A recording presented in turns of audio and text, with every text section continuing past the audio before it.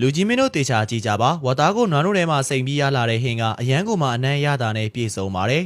ဗီဒီယိုလေးကိုတင်ထားဖို့အကြံပြုတယ်နော်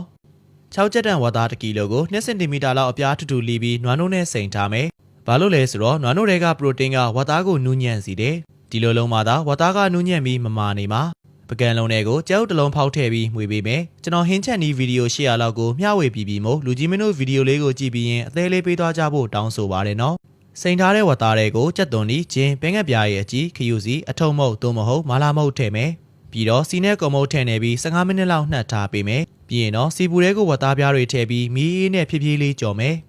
နှစ်ဖက်လုံးကိုကြက်တဲ့အထိကြော်ပေးပြီးသွားရင်တော့ရပါပြီဒီလိုလှုပ်ရှားတဲ့ဝတ်သားပြားကြော်ကအပြစ်မိုင်းကကျွတ်ပြီးအထက်ကနူးညံ့တာမို့ကလေးရောလူကြီးရောကြိုက်နှစ်သက်ကြပါတယ်ကြိုက်နှစ်သက်တဲ့ဆိုလူကြီးမင်းတို့လည်းဗီဒီယိုလေးကိုတင်ထားပြီးမြ мян လိုက်လို့စားကြည့်ကြနော်အိုးတွေကိုတကြားခဲတဝက်ရေတဝက်နဲ့စီတစွန်းထည့်ပြီးတကြားခဲတွေအရေးပြောတဲ့အထိကြိုးပေးပါမီးလေးနဲ့အမြုပ်တွေပျောက်ပြီးတကြားရည်ပြက်လာတဲ့အထိကြိုးပေးပါပြီးရင်တော့အပူချိန်101ဒီဂရီရှိတဲ့ရင်နွေးလောင်းထည့်မယ်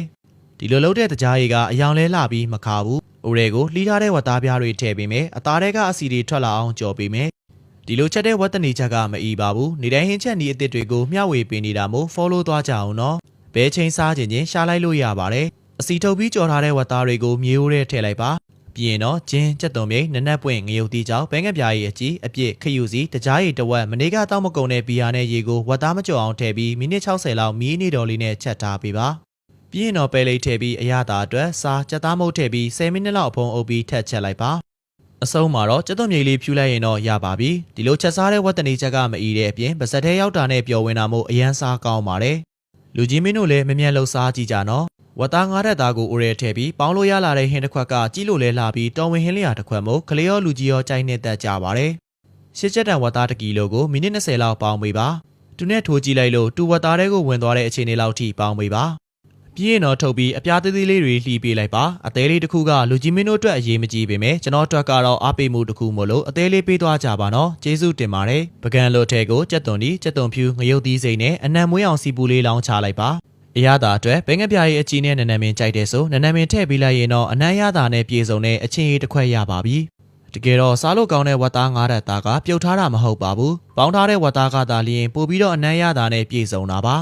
ဒီဝတ်သားပေါင်းလေးကိုအချင်းနဲ့တွဲစားမယ်ဆိုလုံးဝမအီပါဘူးအရက်နဲ့မြည်လို့ရသလိုထမင်းနဲ့လည်းစားမြိန်ပါတယ်လူကြီးမင်းတို့လည်းကြိုက်နေတတ်တယ်ဆိုမမြန်လို့စားကြည့်နော်